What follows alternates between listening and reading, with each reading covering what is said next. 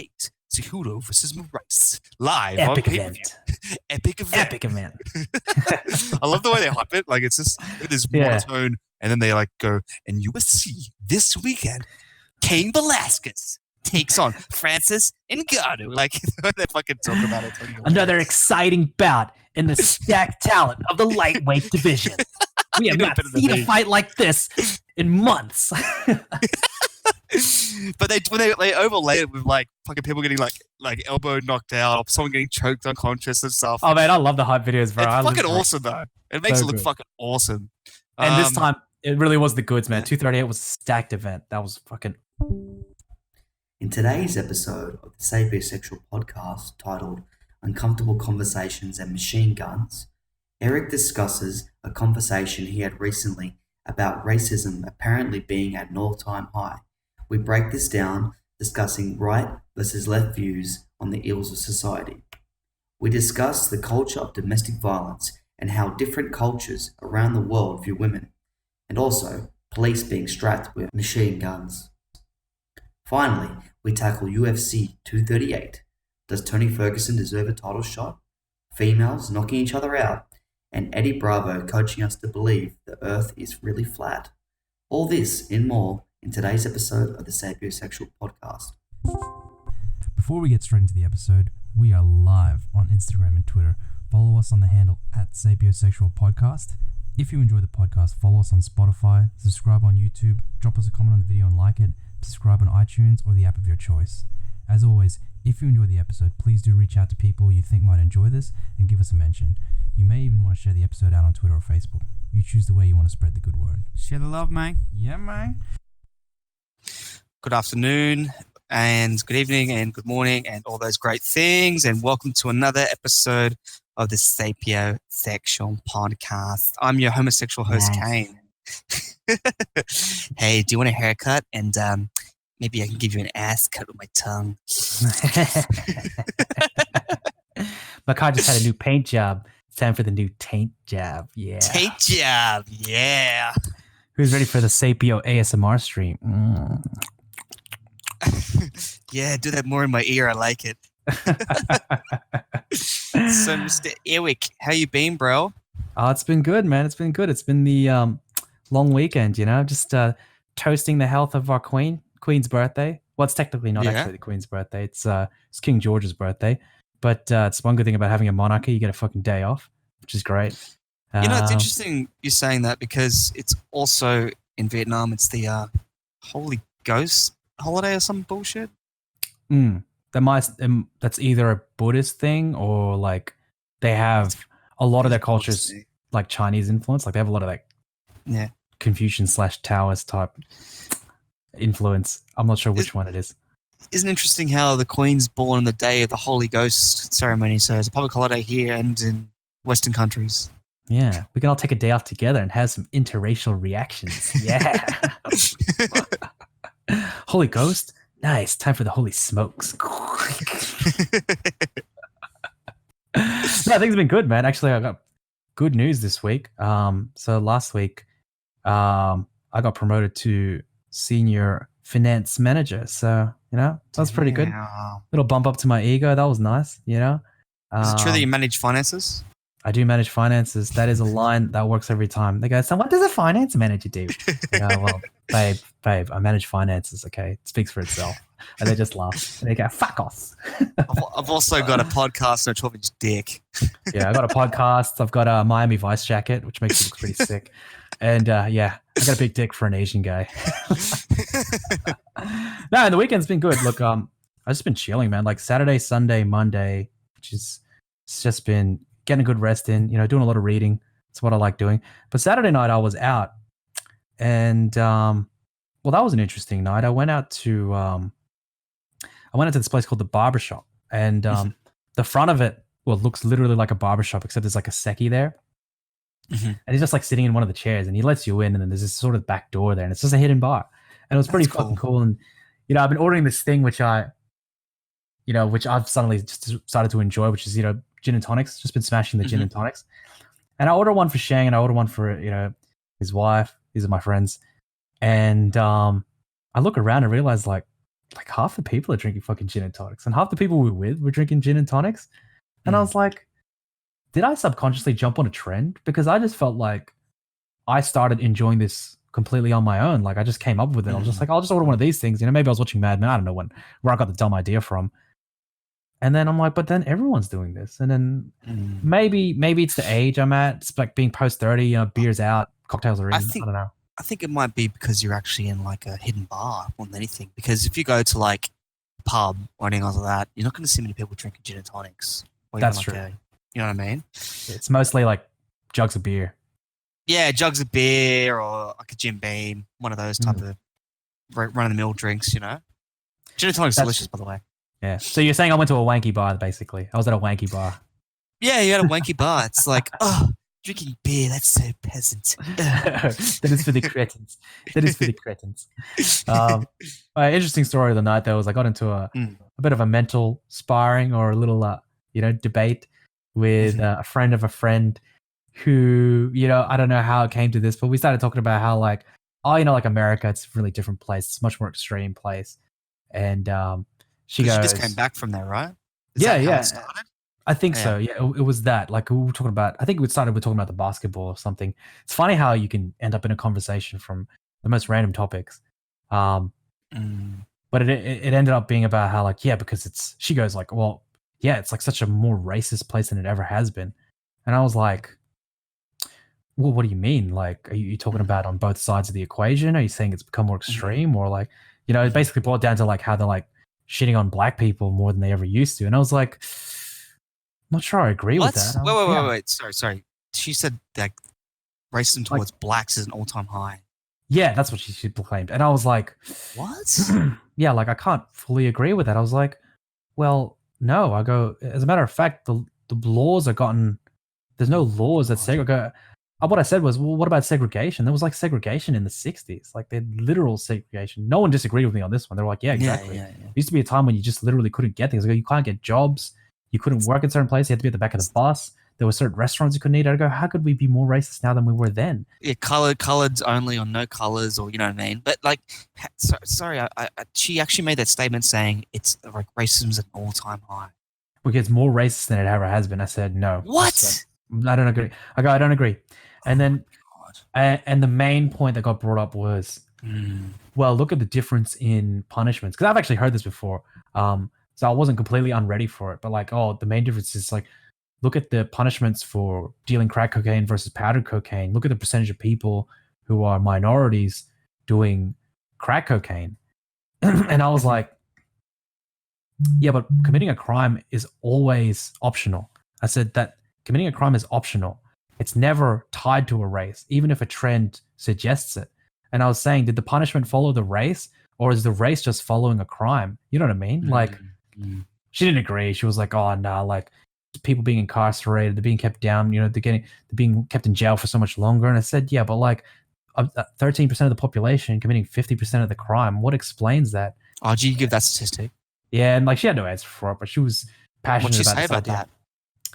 Well, she said it's over-policing that caused that issue? Well, something to do with that, or I think it was some offhand comments about education. Yeah, look, she went back into she talked about education, she talked about lack of opportunities.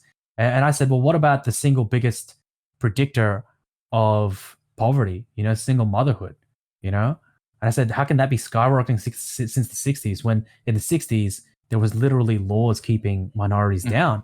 She said, and then this is when I knew that the conversation was getting too passionate. She went, oh, well, isn't that because all the guys are being put in jail? That all the men are being put away. And I was like, come on, we know that's not the truth. That's the vast minority. Look, incidentally, sure, you can find a family where that happened. Of course, you can find a family where that definitely did occur. Yeah.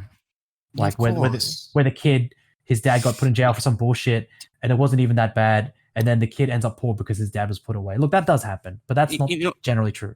You know what? How I see these situations always playing out in my mind. It's like a left-right thing, right?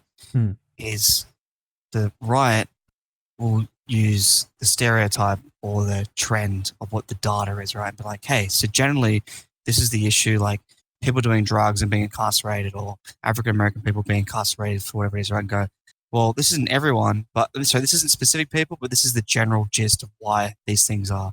Yeah. And the left-leaning view is like, well, hang on, there's this person that's not that thing. All people aren't X, therefore they're not like that. Exactly. So you had this not classic, I guess, classic is the right word, of conflict, of sparring, where it's like, prototypical. well, That's the general prototype. Yeah. statistics. And then the other side's, well, there's these examples that prove you're wrong. And it's like, Exactly. yeah, but there's a generality here, and that's kind of why we have an issue. That's the prototypical statistic. That's right. I'm sorry, not statistic. That's a prototypical conflict between left-right points of view. Is that one will use statistics and general trends, which is, yes, it's still a generalization. It's the a other generalization. one, and the other one, and this is me being as forgiving as possible, likes to fight for the outlier. Like every now and then, maybe there was a guy who went down a wrong path. He might otherwise have been a good guy, and the only drug he could deal was crack cocaine instead of powdered. So he ended up with double the jail time, and that's even assuming that he had no choice. He did everything right. Yeah, and that's assuming he had no choice. Which he got 3 degrees in prison or something. Is it? Yeah, look, there's an outlier. Look, there's always the outlier. They'll always want to fight for the outlier, and we're always trying to point towards this is the statistical general truth, And that was interesting. But after that point, point of maturity, I think, was I just went, it's time to diffuse this. Let's just kind of sidestep this. Go, look, it's a complicated issue. I get it. I don't think it's as simple as what you're saying. I stand by the statistics that I pulled out here, but we'll just sort of leave it at that. And then we had actually a very pleasant conversation about other things after that. We kind of moved on. Yeah. And that was because this person was actually a very intelligent person. It's not stupid, but probably just doesn't have the right information. That's what I would think. I wouldn't be as arrogant to say I was smarter or anything like that. But you just don't have the right information here. You're using flawed information or a flawed emotional point of view. Not a stupid person, so I won't belittle you. Don't deserve to be belittled. It's so interesting because I've had very similar conversation about my cousin. So I've got a cousin that was previously a journalist. I don't know what she does now. She's like an ultra lefty. She wasn't like that before though. When we were younger, we used to have these really great conversations about books and science and interesting stuff. She was great. And she also went to a selective school. She's super smart, man. So her, for example, right? She went to a really, really smart school. And she was always really, really intelligent, but we didn't have any conflict, any issues. We never did up until the election with Trump. And then we're hanging out and we're talking about it. I'm like, I'd love to hear what your thoughts are. You're someone who's worked in media. And I go, you can see how big the bias against him is, right? It's crazy. And she's like, what do you mean? All these media outlets are supporting him. I'm like, what are you talking about? You're seeing both sides of the political spectrum just wanting to tarnish this guy, but just couldn't see that view because she's so filtered by her own political bias. And then I was like, we're talking more about it. And she's like, I can't, I'm so sad that you have these viewpoints. I'm like, well, I'm not saying I support this person. I'm like, I think it's kind of good to kind of throw this system out of balance. This is just after he won, you know what I mean? It wasn't like, I'm going to support. He was a shaker. He was shaking things up. It's a shaker, right? And then I was explaining to my cousin about for some reason we went into criminal statistics for African Americans and because she was talking about what about the Black Lives Matter movement? I was like, oh man, I don't know about this movement specifically. This is a really hard topic, because the sad fact is that most people that get killed by cops are actually white people. Exactly. She's like, what? No, it's not. I'm like, well, actually it is. But statistically, if we break it down by the amount of people per race, then yes, there is an overrepresentation of black people. However, majority of people are white or Hispanic that are being killed by police officers, and generally it's by other white police officers too. And then I'm like, it's kind of like the same statistic that 13% of the population is African American, but they commit 50% of the crime. And then that was it, bro. She goes, I'm so disappointed that you have these views and that you're bringing this information up. She couldn't even bring herself to engage with facts. She refused to engage. And I was like, what's going on? Well, she refused to even attempt to process those facts into her viewpoint. She refused to incorporate, and that's actually really disappointing. And she's smart too. There's a limit. There's a limit to how much you want to get into it with your family members, and that's the thing. But you think about it, you go, that's disappointing though. You don't want to engage with these facts. I go, you have your viewpoint, and I respect your viewpoint as an intelligent person, right? But you're refusing to process these facts and assess your worldview. You're just Yes. hammering on with your worldview, hammering on with the things you think without double checking whether there's something here.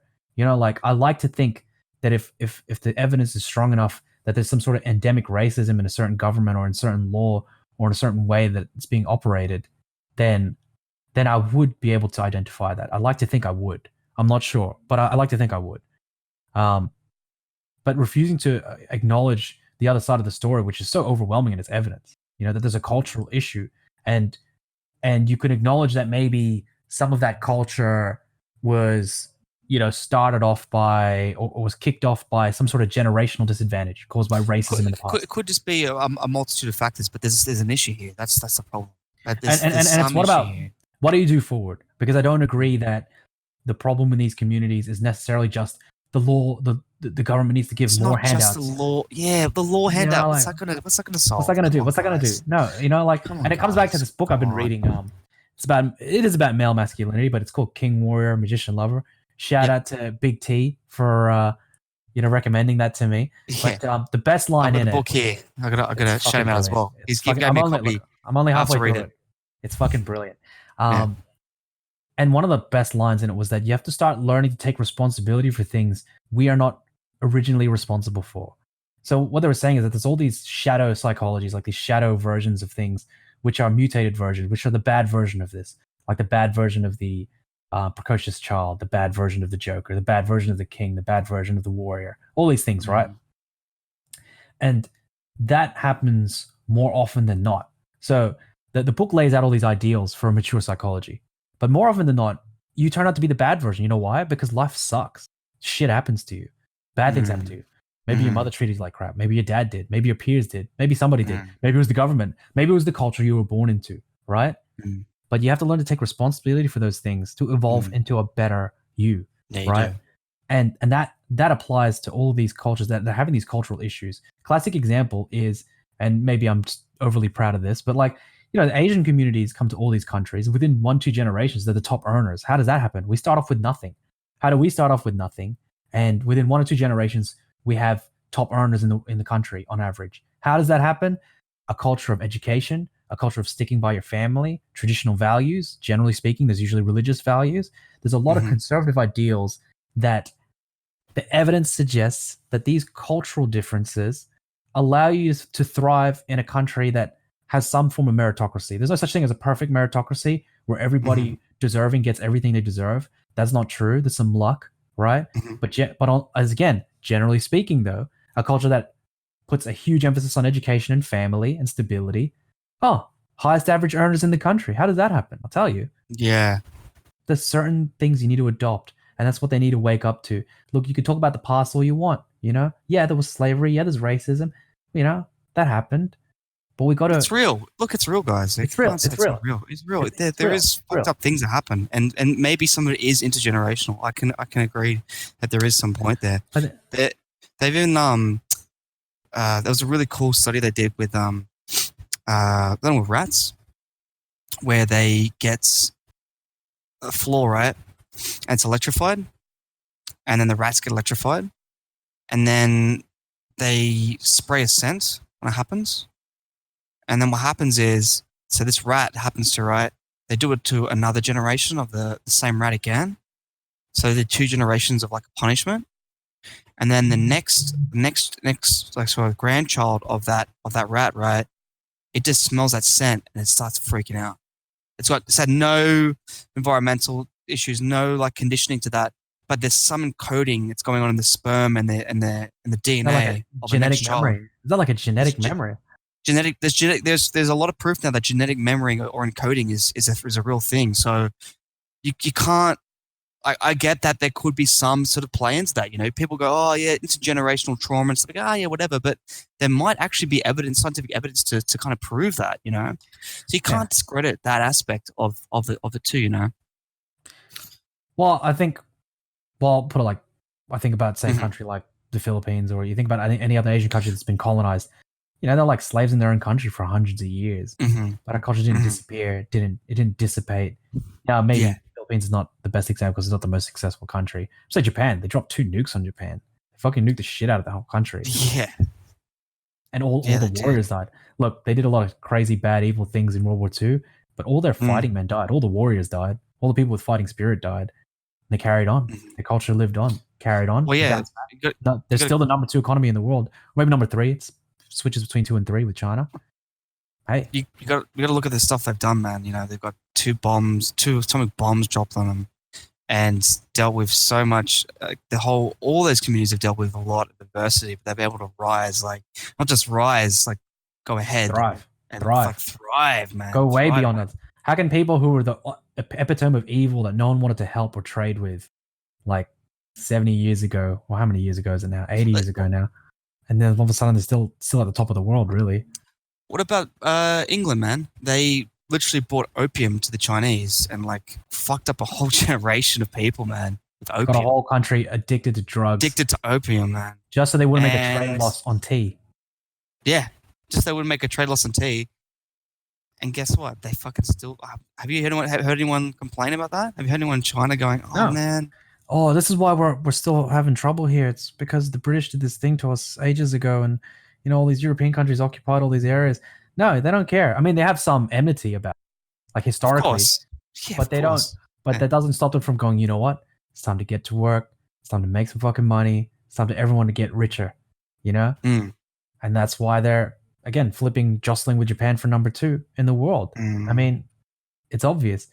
I mean, it comes back to that line, I think. Just learn to take responsibility for things that you weren't originally responsible for, because that's your best bet. It's your best bet. I also feel like with left and right politics, there's the victim versus victor, like victim versus victim mentality. Like one side's got to be victims and one side has to be the victors. Like, and they have to kind of interchange themselves to fit the situation, or like how it can get explained and like justify the way that things are. I don't know, man. Yeah. Well, I think good versus evil is a myth or like a theme that speaks to us instinctively. I think it's like when Jordan Peterson waxes lyrical about all these myths and how it relates to our Stone Age ancestral experience about like the serpent and the snake, and how we have this instant aversion to snakes. It's that's genetic memory. It's in our DNA. You see a snake, you're like, fuck, like I gotta get away from this. You thing. like run the fuck away from that thing. Yeah. And then we sort of build our stories around this good and evil thing. Like the serpent is the symbol of all that is bad, all that is evil, and other things. It's like the brave warrior, the adventurer who goes to the unknown is a symbol of all that is good. And we love good versus bad stories. We love boiling things down. I think the brain actually gets some kind of endorphin release from dismissing complex ideas. If you're dismissive of an argument without thinking about it, you actually get an endorphin release. And I think that serves some sort of ancient purpose of being like, look, sometimes life is too dangerous to keep thinking of the complication of things. Like our Stone Age ancestors are like, I don't want to find out if this snake is actually the type of snake that could be like friendly. Like there's no time for that. It's just like evil, kill, like that's it. And so we get an endorphin release from being a little bit dismissive. I can't remember. I read this study. It was a study ages ago that I read, and I was like, oh man, that's fascinating. That is so fascinating. An endorphin release from dismissing ideas without actually processing them. I got that is fascinating. We have some kind of inbuilt instinct towards that. Yeah, like that's what my cousin did to me, really. Like she's just like, I just can't believe. Yeah. Just wouldn't even entertain the thought. And it's just so disappointing for someone that is like, went to uni and she had like multiple degrees. She's a super smart girl. Like I'm talking like she's a doc. She's, got very high like paying jobs and, was very well respected in the community of journalism, and she left and she does something else now. But yeah, man, it's just disappointing. And I guess that's the problem, eh? Like people don't want to have these discussions. People don't want to have their ideas challenged. People don't want to kind of open up their biases and see what's in there, And look, maybe life gets too busy. There's too many different topics out there. One topic I'd say I'm fairly strong on is history, right? Of all the topics, I think I'm pretty strong on history, but not everyone has the same enthusiasm. So on some level, I can't expect everyone to have a truly, fully engaging conversation. Well, some people might totally outdo me, but I don't expect everyone to have the same depth of knowledge on it, right? Yeah, they don't read as much as I do on that. But then, and then when we're talking about current events and sort of the way facts are being portrayed, back and forth, a lot of bullshit being thrown out there, a lot of manipulation in the media. Not everyone feels compelled to learn the truth behind it or to really try and process it. Sometimes we just pick a story and we run with it. This is the story we go with, and we'll just continue running with it. And you said it yourself, she was in journalism, so to some extent, just this is the story she's been imprinted with. She's been imprinted with this story, and she's not gonna stray from that one. Yeah. But yeah, but it's like you said, you encounter these people. They're not dumb. They're not ignorant. They're intelligent people. They just don't want to engage with the narrative that you're talking about. They don't want to engage with that at all. They refuse. The filter. Yeah. There's a filter on. Yeah. No, it's sad, man. It is. Speaking of which, yeah. But I was going to say, yeah. Sorry, but like you can still love people who they are, what they contribute. Not everything has to be agreed on. It is what it is. Yeah, that's true, man. Yeah, you can just value from what they have to say about different things that want to be related to that aspect. But yeah, it's just a bit. Yeah, I don't know how to describe it. It's limiting in some ways. And what you can if you can't like talk about a topic openly, and it's like, oh well, what's the point in talking about stuff? Yeah, you're right. Yeah, I want to share other things with you. That's right. Not all patterns of behavior are equal. I still think you're definitely missing out on a lot if you're not willing to engage with new ideas on something that you're set on and just really consider it. Like really consider what they're saying. And I'm guilty of that in some areas, but you just try to think we that all maybe are in some degree. That's the thing. Exactly. So an update from me and my aunt in the land of the rising STDs. So I got a little update. So first update I can tell you on is, remember we spoke in episode maybe 5 or 6, or no, sorry, it was about 7 or 8. Talked about how I was on a plane. I met some woman who was a member of the Communist Party. She duped me. She said she didn't know about I hated communism, then got a card out and said, well, actually, I remember the Communist Party. That was the story, right? I was like, oh, wow, she fucking duped me. So my neighbors, I've been hanging out with them who are Saigonese. So I've been hanging out with them and talking to them. And then I brought up what happened. I was like, hey, this happened, man. Like, what do you think? And they're like, yeah, basically, because this happens a lot. So essentially, she's part of the Communist Party. So she gets extra benefits, better healthcare, better access to certain things. But she actually wouldn't be communist at all. She's just pretending to be a communist in order to better her life and better her family's life. That's what they said to me. Okay, he goes, you see this a lot. He goes, you see this a lot, man. And you know what he said to me? He goes, they're two brothers. One of them went to Australia and the other one went to America. Mm-hmm. So his brother's back from America and they're like kind of living in Vietnam at the moment together. But they do different jobs and they've got different skill sets. Mm-hmm. And I was talking to him and he goes to me, you know what, man? Like, because I really don't like hanging out with Vietnamese people, like other Western countries. I'm like, why? He goes, oh man, it's just the whole north versus south argument continues. Like pro-communism, anti-communism. He goes, it goes everywhere, man. He goes, and the people just start drama, man. He goes, it's better for me to hang out with people that aren't Vietnamese, unfortunately, because it's even worse than it is back home. I'm like, wow, man, I had no idea that's an ongoing issue. Yeah, like they are like really.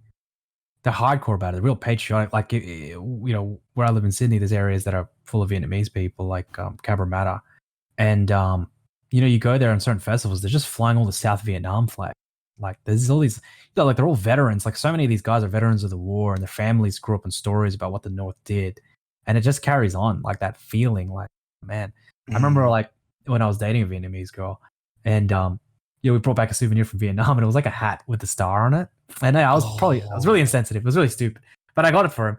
And he just laughed and said, I'd be in a lot of trouble if I wore this in Cabramatta. Like, it's got a pro-communism. Yeah, and I was like, oh, yeah. It just seemed like a souvenir to me. But I was like, oh, you can't fucking do that. Someone get beat the shit out of him. But like, he wasn't offended, given that he'd, almost lost his life multiple times to communists. He had some. That's crazy, dude. Yeah, he had all these stories. It's pretty cool that he was able to be like, oh yeah, you meant well, but you don't know enough. Well, not that you know enough, but you didn't think about that aspect, Yeah, it was a mindless gesture. I was like, oh man, I should have known better. Like, obviously, the guy's a veteran of the South Vietnamese military. I can't give him a hat that has a fucking communist star on it. That's so stupid. That was really dumb. Actually, I was like, oh, that was really dumb. And even when we went to Vietnam, I remember because my girlfriend at the time, her dad was a veteran. He'd been shot a couple of times by communists, and he'd been put in re-education. Holy shit. And he'd been put in re-education camps and everything. So when we went to Hanoi, for a while, she was just so angry at people. Like, she was being like rude to them and stuff. I was like, oh, relax. Like, we're on holiday. But then like she changed. Wait, are you serious? Yeah, like she was getting a bit annoyed. Like, she didn't want to talk to people. She was pretending not to be Viet. Like, she didn't want to engage with them in Vietnamese as a Vietnamese person because she hated what they did. Like, one of the things was the story was real personal, I suppose, because like, you know, there's a lot of health issues involved and everything else. So like, Okay. maybe that's too much information. But like, Okay. look, there was a lot of personal stake in it. But then like when she just met some people who were in the north, just running a restaurant, we were talking to them, suddenly the attitude changed. Like, oh, you know what? These are just normal people. A lot of them are just there's people just like you. There's no difference. Man. yeah. Like they got less than what we got. I'm like, you know, babe, they got less than what we got. All right, they got nothing. All right, so just take it easy. But yeah, that makes sense. That actually mirrors my experience with that. That the enmity runs deep. You know, I mean, there's an entire diaspora. Like, it's a diaspora of people who have lost their homes because of this thing. And so even though they're all pretty thankful to live in Western countries, like all of them are. But at the end of the day, they're like, yeah, but we had a home already. And we didn't want exactly. We had a home. We're not people who came here for economic benefits. We had a home. We didn't want to leave. We lost it because of the communists. So there's like this. Yeah, it runs deep. It does. I totally get that. It's crazy, man. I had no idea it was that intense still, you know. But yeah, it was great. It was great to finally understand why that happened now. I'm like, oh, okay, so that makes more sense. They should have were like, oh, this is the reason why. I'm like, oh, thanks for clarifying that. Another thing is, I got two other things that are really cool. So the police usually see like riding around, like they're usually just collecting on bribes, not really doing anything. It's kind of like chilling out. They don't have guns either. They don't really have handcuffs. They just like kind of get people and put them in the back of a car if they're getting arrested or something. It's really like, I don't know. It's just a different way of like, you see like an industrialized or military police in Australia or America. They got guns. They got all the gear, tactical vests and stuff. It's really interesting. That's right. But then I went on a ride to an area in a different area, and there was like a government building there. Yeah. And I saw the police hanging out the front, man. They were just regular dudes in police, and all of them got strapped up with MP5s. I was like, oh, dude. And like this building complex, like it was huge, like probably 2 kilometers, and then people running around it. I don't know exactly what the complex was. I want to look into it. But every 100 meters, there's a guy with a fucking MP5 strapped around his chest. I'm like, holy shit, that's heavy duty, that's man. Intense. Yeah. No, it's like when you see a dude who's like, they're not really wearing any tactical gear, but they all have MP5s. I think of like an 80s or 90s action movie. Yes. Yeah, it looks exactly like it. Just the MP5 and the fucking like the boots, like the trousers and the boots thing and the cap, and they're just all running around. And then like you're just expecting to hear like a Willem scream. So we're like, Willem scream. It does actually look like that, though. You're right. It's exactly what I thought, because it's this 80s, like, these guys in, like, regular police uniform. Like, it's not very fancy. It's just all green. And it's, like, fucking big boots and then a fucking MP5 just strapped to their chest. Like, holy shit, man. And then here's some fucking techno pop and, like, guys ripping their shirts off and, like, bombs and shooting. You know what I mean? Like, you can imagine that happening. Here's some synthwave playing. I mean, you know, that fully reminds, like, when I was there, though, I always saw them, like, they usually have no gear or an AK. But maybe that was Cambodia. But they just That's like Cambodia, man. I saw lots of AKs. I was like, they either had nothing or a freaking AK, and I'm like, holy shit, this guy's just strapped with an AK, man. You're like, oh, yeah. Dude. Imagine if I saw police in Australia walking around with AKs, man. I'd be fucking petrified, man. I'm like, holy dude. fuck! Like, if I fuck up, this guy can just spray a bunch of people, man, or you. Yeah. You and when I was in Phnom Penh, there was like some sort of protest going on. They need Phnom Penh though. It's dangerous there, bro. And that's what I was thinking. I was like, I'm getting worried, man. I'm like, near this whole protest thing, there's dudes around with AKs. This thing could go south real easy. That's what I was thinking. Like, this shit could go south so quickly. But in the end, nothing happened. I just got all my dirty undies cleaned at the laundromat. That was a normal day. That was a normal day. And then I got a massage, and for some reason, ejaculation came in my penis. I don't know why. I don't know why. I went into this massage place, and I don't know. They just massaged my dick. I don't know why. So I had a really sore back, and then they just started jerking me off. I don't know. It was great. Yeah, like my neck and back's still sore, but my penis is very empty. I told them, look, I think I did my back, and then they stick their fingers in my crack. I don't know why. Licked up their fingers and put it in my crack. I got one other thing I was going to say that I found really interesting. I wanted to discuss this on the podcast. Okay. It really made me think. I was like, whoa. You know when you have those moments of not cultural context, but you have these moments that are culturally separate to your entire worldview or your society's view. And then you go, whoa, it kind of makes you not more intelligent, but just more worldly. You're like, oh, wow. It makes you question why you do the things you do or why we accept things the way we do, right? It's like the paradigm shifts for you. You're like, oh, wow, like I thought this thing was a universal constant that I took for granted, like a belief or something, an assumption. And there was a universal constant for you until you realized all you have to do is get on a plane and go to a different place. It's in a box in your head. It's not a worldview, you know, and it's something you need to challenge your viewpoint on, right? So here's my story, right? So I came home from jiu-jitsu the night. It's like late, and one of our neighbors, he speaks very limited English. He's an older Vietnamese guy, awesome dude. Always have like a mad little chat with him and try to practice Vietnamese with him. He's cool. And he was like watering his plants and stuff. And I hear this screaming, bro. It's this drunk guy, right?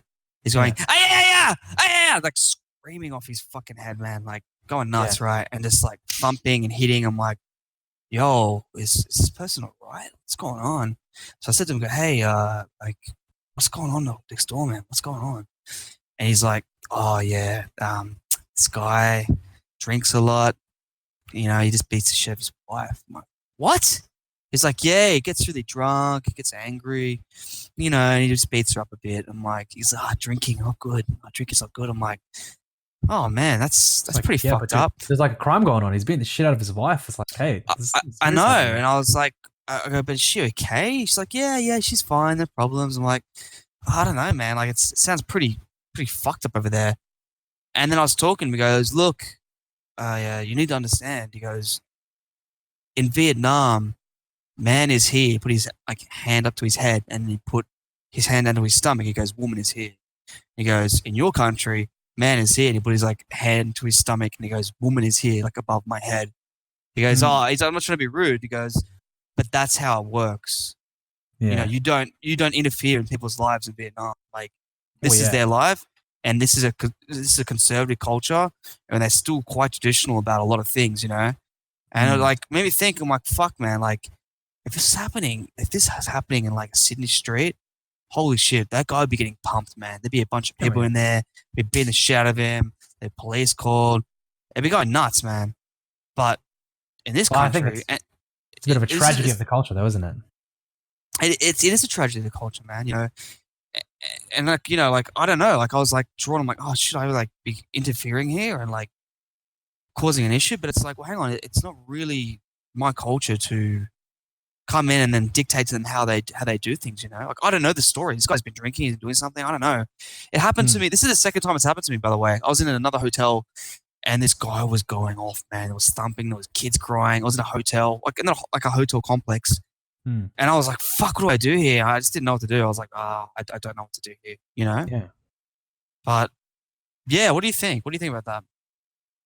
Well, you know, it comes back to this idea that, you know, there's no one culture that does things perfectly. As to whether you should interfere or not, I go, well, you know, maybe a sense of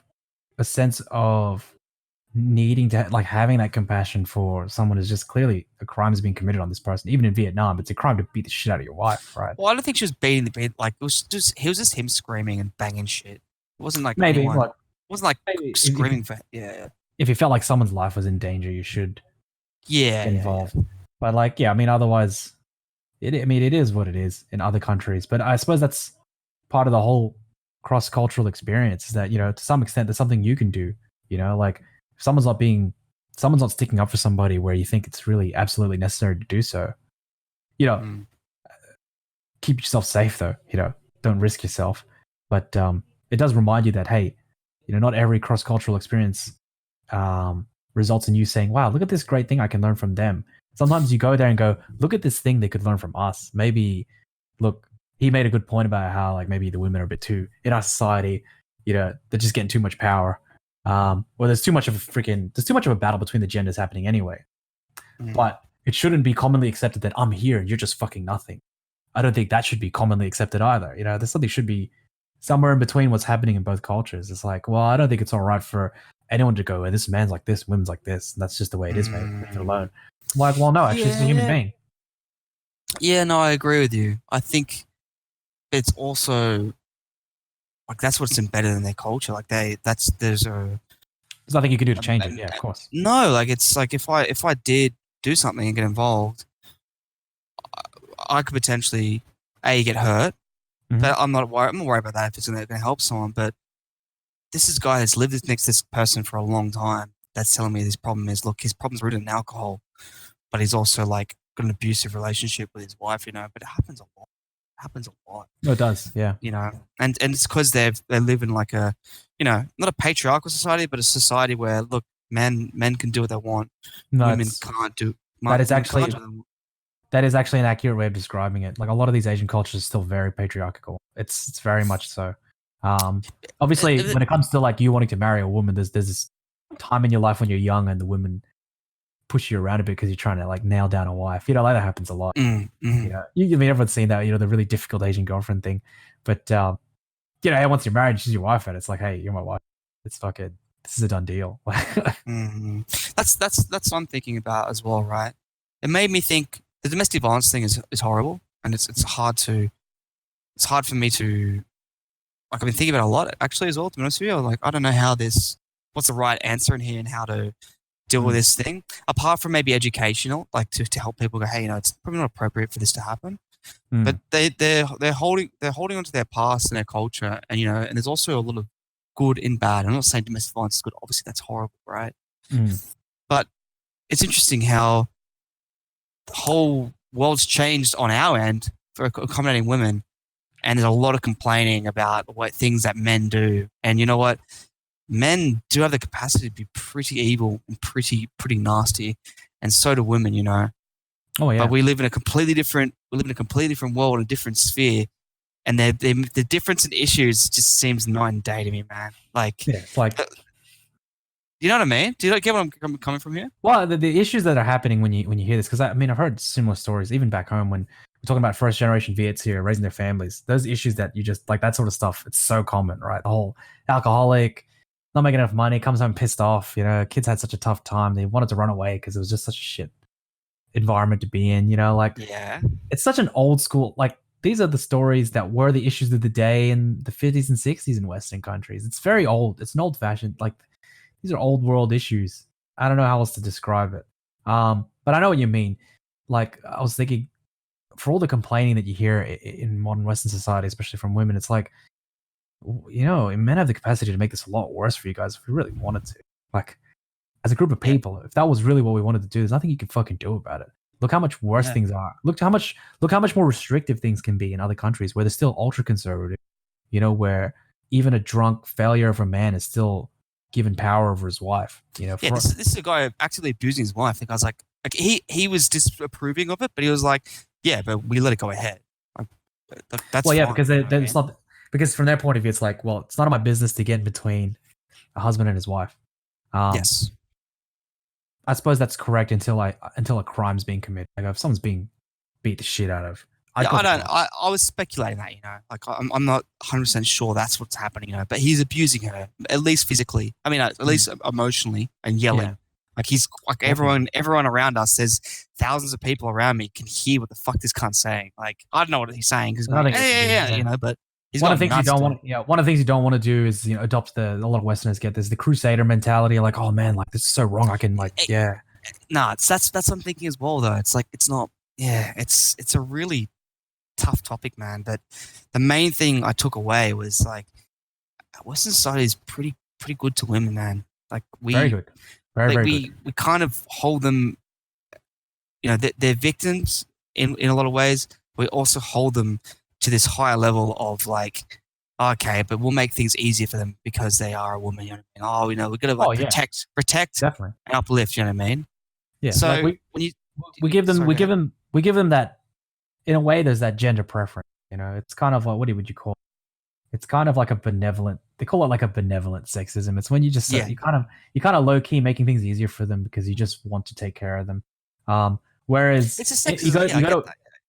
Whereas you go, I don't mean it in a bad way though. I mean that's not a bad way though, guys. Why do you think do I open a door for a man? No. Do I open a door for a lady? Yes. Why? That's benevolent sexism in a way. Look, if you don't like it, then don't. If you like it, there's a reason you like it. It's because men want to take care of you, the good ones, right? Now, let's contrast that with a very traditional Asian conservative society. And a lot of the time, in an ideal situation where he's not a failure of a man, he does those things. It's like, I'll take care of you. I'll pay for everything. We'll raise the family. We'll do all this stuff. Like the guys will work 2 jobs, work himself to the bone for his family, all that sort of stuff, right? Mm-hmm. But on the flip side, you're the wife, you're the mother. Like, here's the role you must conform to. And that's how this thing works. I will do this and you will do that.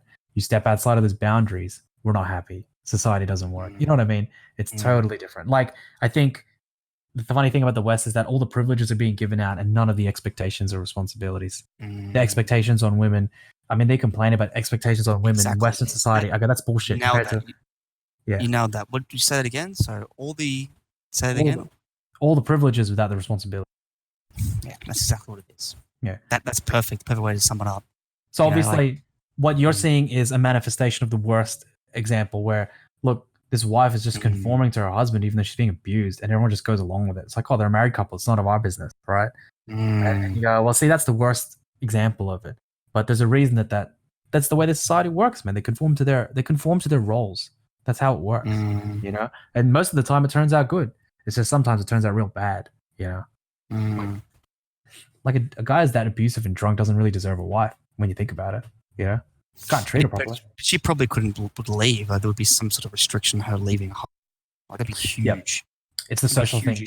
Obviously, legally they can divorce and all the rest, but there'd just be huge social implications. Massive. Yeah. That is true. That is a really interesting story. Thanks. Yeah. I don't know how else to describe it, but yeah, it's given me some perspective on like why do we do the things we do in our society and condone certain things, privilege certain situations over other situations we don't know. It's like you said, Western people are really good to women. Anyone who tries to argue otherwise has not been out there in the world, has not really lived in another culture. Look, a lot of people have visited other cultures, but to really live in it and understand the way the world works out there, you would have a newfound appreciation for how things are done in Western countries. And let me preface our conversation as well. Like, Eric and I definitely believe that women and men should be equal, but we're not equal beings. We're not equal in the same way. Like, you can't just give people the same piece of like fruit or something and cut them in half. It doesn't work that way because we have different attributes, different goals, different motivations, different things that like are important to us, you know. But we still want to be on the same equal playing field of life. You know, we don't want to be. Basically, essentially, what I was saying is like, yeah, we want equality, but it's not. It doesn't come in a package of just going, oh, men and women are the same thing. Let's give them the same thing. It doesn't work that way, you know. It's interesting. One point I wanted to raise as well is I met another guy. I was on the back of a bike with him on a grab. And he was saying, I don't like women. It was that Asian Vietnamese guy. He goes, I don't like women. They just want money. They just want money. They just want money. And I'm like, well, if I think it, like, I couldn't obviously have a detailed discussion. This guy had very limited English, and I was doing like speaking Vietnamese, and we're doing back and forth type thing. And I'm like, well, yeah, I kind of don't blame women for wanting money. Like, I don't blame that as a thing, especially in Vietnam. Okay, you got a country of people struggling to survive to make money here, right? And a woman's aspect is like, how can I find a husband? I live in a conservative society. How can I find a husband who's going to be able to actually supply for our family while I'm at home doing stuff to help make our family work? You know what? Exactly. I don't blame that viewpoint. I didn't want to challenge him because I'm like, well, yeah, it's kind of because we have different intrinsic motives. You know what I mean? Like, men and women have different things they're trying to achieve. But I don't blame women, especially in a country where you get paid fucking peanuts and there's barely any jobs and it's hard, man. You know? Yeah, like that's one of those things when I go, well, who all these people or people who would judge someone who is like kind of gold diggerish in Asia or just like trying to, you know, when money becomes a top priority, or just let's frame it the other way. It's just the ability to provide, the ability of their partner to provide. Ability to provide. Yeah, it's not just about that's money. That's the better way of putting it. Because like when they say, oh, they just want money. In a Western country, we think of it negatively. We have this connotation of, oh, she wants like goods and things like that and everything to be just better. And I'm like, yeah, that's because the baseline in a Western country is already like your dignity is taken care of most of the time. You go to Asia, you marry the wrong guy. It's like, mate, you want to judge people in Asia for their preference. You marry the wrong guy, you're fucked. All right, you're living drunk. Rags. He's got much money. Yeah, you're wearing rags. Your kids can't go to school. They're fucking. You can't afford you can't afford medical dental, you can't afford education, you can't afford clothes, you can't afford food. Everyone's eating 2 meals a day. You guys got a lot of people got no clue what it means. And yeah, you're right. Like, you can't blame somebody for prioritizing that. And what about guys? Like, how unfair is it? Look, we're slack to women too. Look, they want money. What do we want? We're always looking for the good looking. We're always like, the amount of times like a person with a great personality has been passed up for a good looking girl. Like, it's happened. It happens. Yeah. As we speak right now, it's happening thousands of times a second. It's happening thousands of times a second. There's some chick out there who's a great girl, is caring, got a good heart and everything. She's getting ignored for that chick with a mad booty. Like, seriously, it's happening as we speak. Like, tens of thousands of times a second. Like, look, I think that when guys talk that way, they're just being salty. Well, look, man, if you want something, gain the capability to get that. You want someone with a caring heart, but they also fucking want money. Like, then provide the money so you can have the caring heart as well. You don't expect some fucking miracle to come out of nowhere. That's the way the world works, right? They want what they want. We want what we want. Try to find a match. That's it. You got to find a match to how that all works out. Win-win for both of you. Yeah. You can't afford to be salty. Being salty is a waste of time. That's a waste of time. It's like, hey, man, you got to deal with reality as it is, not as what you want it to be. You know? Yeah, exactly.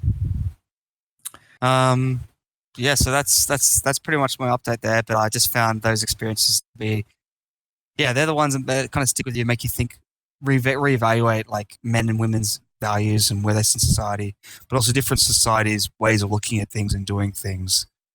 And it kind of gives you more credence and understanding about the reasons why we have things in play and what really is important and what's bullshit, you know? Exactly. Well, that's the main benefits you're getting out of traveling. Actually, you're having these sort of experiences that make you think. These things will probably stick with you for forever, if not for a long time. Like, sorry, for a long time, if not for forever. You know, like you'll remember that. You'll remember that there's a different paradigm, different places, different expectations, and look, some people might walk away from that just interpreting it purely as, oh, this place is just backwards. You know, but the right way to be think, well, what leads to this? What are the good and bad that leads to these kind of outcomes? You know, and that's what you should think about. But yeah, that was a great recap. Good recap on the week. And now it's time for everyone's favorite segment, the ultimate fucking championship breakdown. Secrets. All right, so our UFC update is UFC 238, Cejudo versus Moraes, live on pay-per-view. Epic event. I love the way they hype it. Like, it's just, it is monotone, and then they like go, and UFC this weekend, Cain Velasquez takes on Francis Ngannou. Like, they fucking talk about it. Another exciting bout in the stacked talent of the lightweight division. We have not seen a fight like this in months. But when they overlay it with like fucking people getting like elbow knocked out or someone getting choked unconscious and stuff. Oh man, I love the hype videos, bro. It's fucking awesome though. It makes it look fucking awesome. And this time it really was the goods, man. 238 was a stacked event. That was a fucking awesome event. That, like, dude. Yeah, we watched it. So I'm in Vietnam and Eric's in Sydney, so we literally just streamed and watched it. We might actually do a fight companion in the future, so where we literally stream live and talk about the fights as they're happening. So that's something in the future we might do. But we got to hang out and talk and watch the fights. It was fucking awesome, man. It was some crazy fucking finishes, man. Yeah. First one I want to talk about is the Ferguson and Cowboy fight. What'd you think? Oh, mate, that was just Ferguson doing what he does best, man. Put on a masterclass. Just that unorthodox timing, just that off-timing technique that he does. And he just starts, and he's just so accurate, man. Just comes out of nowhere with all this shit. Like, he just pulls out some fucking wushu shit. He just does all this stuff, and he throws them off his game. Threw him off his game the whole time, and he just pieced him, bro. The guy's face was just beat to a pulp, dude. It's just scary because I was saying the first round, I'm like, this is pretty even, and Tony Ferguson is landing and stuff like that. They're both kind of landing, but Tony Ferguson rolls the punches. He puts his chin up really high and like lets the punches roll them, so he doesn't really get damaged that much. And then like the other guy's face, Cowboy's face, man, it went from red to purple over a round. I was like, holy shit, I've never seen someone's face change in color like that. Yeah, there's that interesting picture of like the last 7 fights Tony Ferguson's had, and every single person he's finished is just like covered in blood, cuts, like their faces are mangled. It's like, holy fuck. This is the amount of times destroying them. He'll just connect with all these like spinning back elbows or these side elbows, and he'll like his combos are just, it's unorthodox. Like he'll just go in for like a low kick, and whether it connects or not, he just comes in with a spinning back elbow. There's one time he slides past the guy's guard with his back completely to him and just like ducks out of the way of a hit. Like I think he uses peripheral vision. Just some fucking wild haymaker comes over the top, and he's got his back to him, and he just slides down and ducks it. Like that was like fucking martial arts movie shit. I'm like, dude, unbelievable, man. He was using his peripheral vision to duck that, and I was like, dude, this guy's on another level, man. This guy's gonna fuck this guy up, and he did a lot sooner than I thought he would. So he did it in 2 rounds. He did the same thing to Anthony Pettis as well. Like Anthony Pettis, but his hand broke. He's like, yeah, I'm done. I think they a lot of fighters, they break their hands, but they keep fighting because they just want to fight for the bout. Your hand's already broken. You're like, fuck it, just throw it anyway. Yeah. But his corner was like, his hand's broken. Like they're letting him know, like, oh, his hand's broken. He's out. Like, you know what I mean? Like, oh, okay. Oh, well, I can't fight now. My hand's broken. But the reality is the guy quit in the stool, man. You know what I mean? Yeah, Anthony Pettis quit in the stool. And I don't know, the way that this fight ended is really weird because like when in boxing or MMA or anything, any striking, once you get punched in the nose and your nose full of blood, you never blow, like it's a cardinal rule. You never blow any of your nostrils because one, it'll start streaming out of you. Or the second thing is you can make a vessel explode because air gets into it. If your nose or your eye socket's broken, then it'll swell up. So, Cowboy Cerrone, right? Don Cerrone, he actually went to hospital after he had a broken orbital and a broken nose. So his eye, as soon as when they entered the round, he blew his nose and his eye just went boop, and he couldn't see out of it. And it's, if you can't see out of your eye, they stop the fight instantly. So maybe he kind of did it to himself. That was my question. Like maybe because this guy's had 60 kickboxing, MMA fights. He knows that. It's the first thing you know. Even me, I'm not a boxer or a kickboxer, but I know to never blow your nose. You never ever blow shit out of your nose in a fight to the end. Yeah, so maybe explain it to me. It kind of occurred to me as a strong possibility that he just did that to bow out of the fight with some, maintaining dignity and whatnot. It's like, oh, well, what can I do, guys? I want to keep fighting, but kind of just fucked up, But yeah, exactly. The other weird thing was after the bell, Tony Ferguson punched him in the face. That was bad. He almost got DQ'd, man. If he had hit him in the eye with that. Yeah, dude. He's lucky that it hit him elsewhere. Well, the funny thing is they go, oh, no, I hit him. So, it's all right. But I'm thinking, yeah, but it hit him on the nose. That was also the injury that caused him to blow because he was blowing his nose because he got fucked up. And then his eye puffed up. So it's like a very strict interpretation of what happened there. You still could have disqualified him for just because he nailed him. It was a pretty hard hit too. After the bell, like break. It just goes whack, just bang. And then but the timing of it still seemed like it could have happened in the heat of the moment. But then again, these type of contenders for the belt, these are title contenders. They should know better. They should have more discipline than that. Yeah, there was an argument I was reading about it that it's actually the responsibility of the ref to actually step between him and break properly because he didn't actually break well. And one of the other judges, John McCarthy, he's the guy who's been from the beginning. He's really distinct in that. This judge was like, "Oh, break! Oh, I said break, guys." And when you're in a minute of a fight, you're like, he's fucking calculating all this shit, and he's like, okay, like he just overwhelmed it. He's like, he overwhelmed and went into it, and you saw Tony Ferguson later was like, he was really like, fuck, I didn't mean to do that. Like you know what I mean? It's a lapse in judgment when you're just focusing on not the time, you're focusing on what's coming at you. It was blatant. I mean, definitely blatant. I get that. Yeah, but, I mean, he wasn't happy with it. Obviously, he didn't do it on purpose, but it was a lapse in discipline. But you're right. Maybe the ref had a part to play in that as well. Here's my argument though, right? Tony Ferguson has won his last 12 fights, right? The last time Tony Ferguson, in a row, the last time Tony Ferguson lost, there wasn't any women fighting in the UFC. Damn. The last time Tony Ferguson lost, Anderson Silva was the middleweight champion of the world. Fucking hell, man. Okay? He hasn't lost since 2011, man. We're in 2019, okay? Jesus Christ. This guy has beaten everyone, and he still hasn't got a fucking title shot, man. Well, isn't it because of the amount of times he got injured in the lead up to shots? He's been injured sometimes, but it's because he's so unorthodox, man, and he does crazy shit. Like like carry like fucking sandbags on his back and run around for hours, or he'll train up deadlifts and like, or stand on a ball swinging a sledgehammer around, or fucking roll around the ground for hours. He's a psycho. That's my other question as well. Like, yeah, like how did the UFC pass him a fucking fight, man?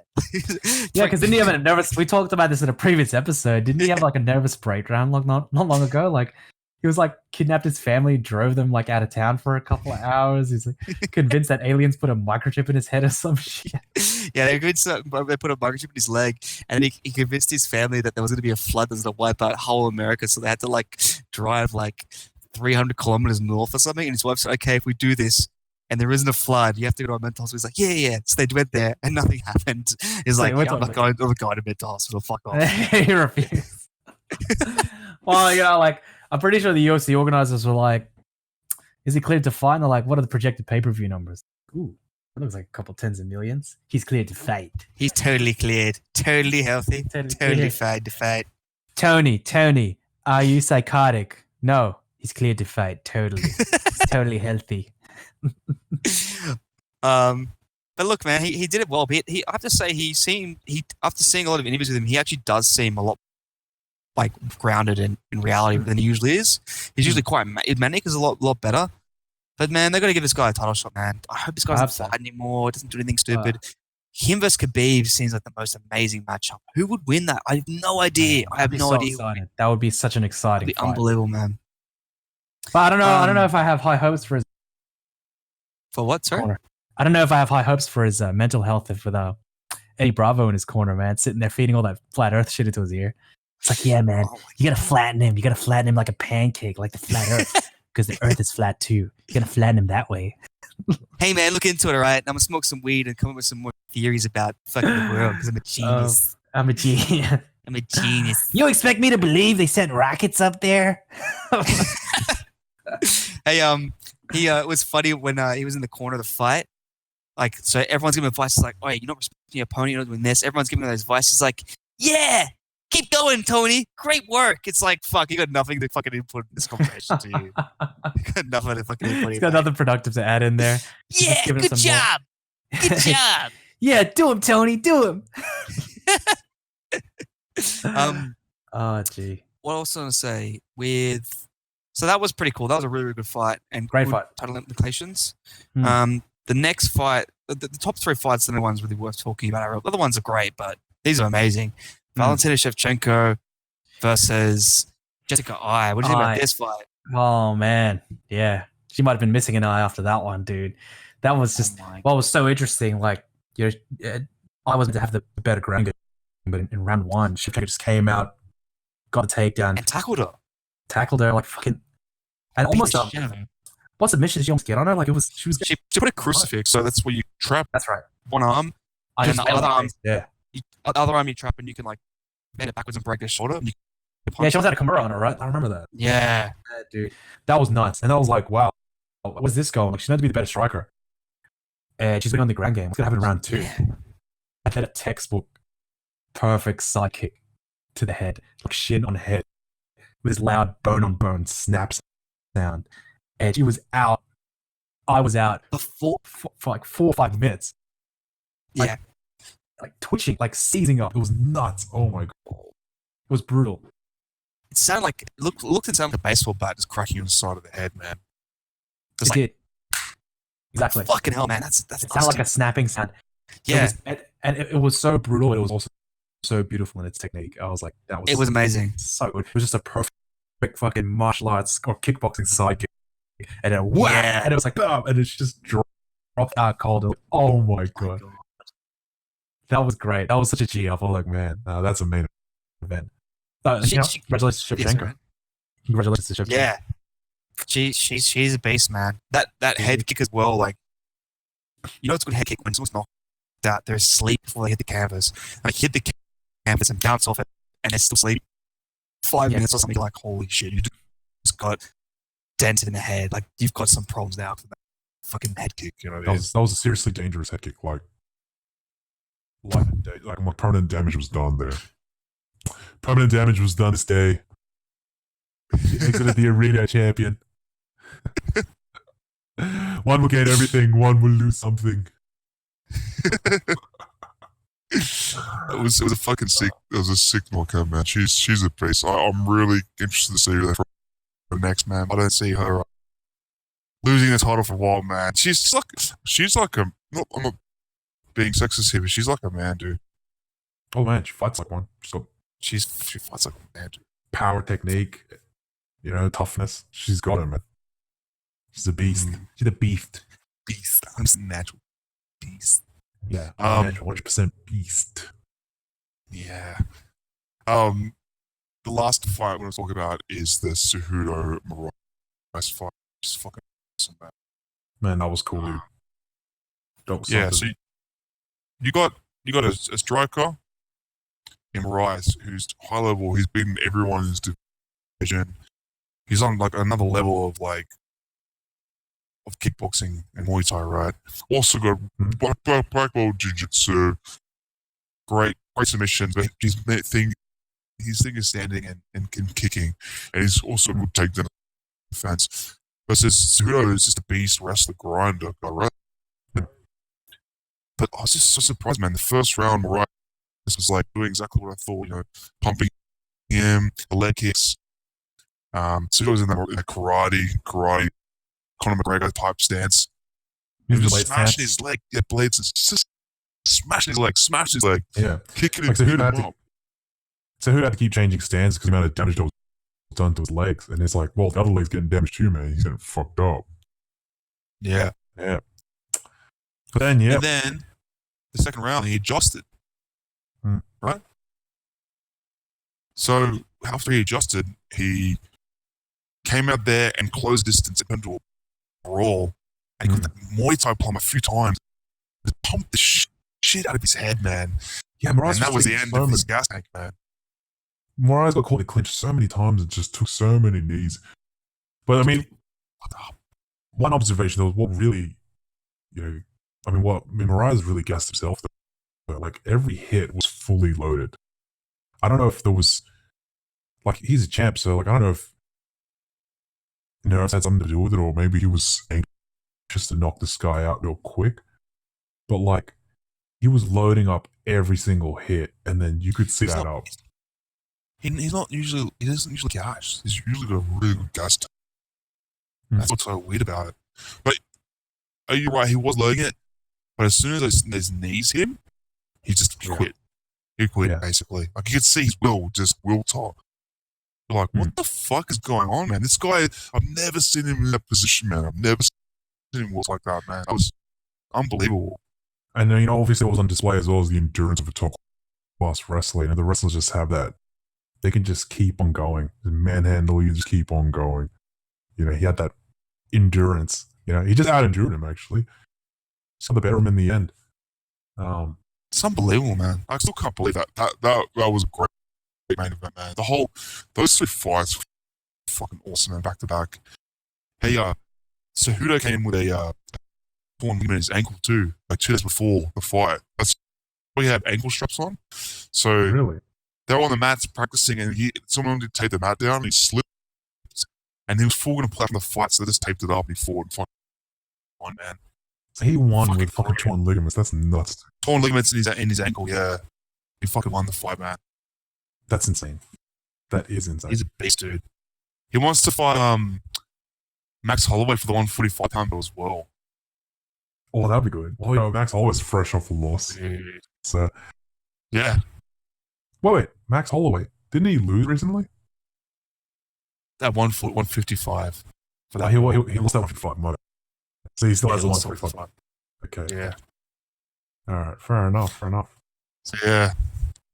Nah, great event, guys. Well, that was awesome. I think that's about all we can talk about today, guys. It's amazing. It's amazing how long we can go on about these.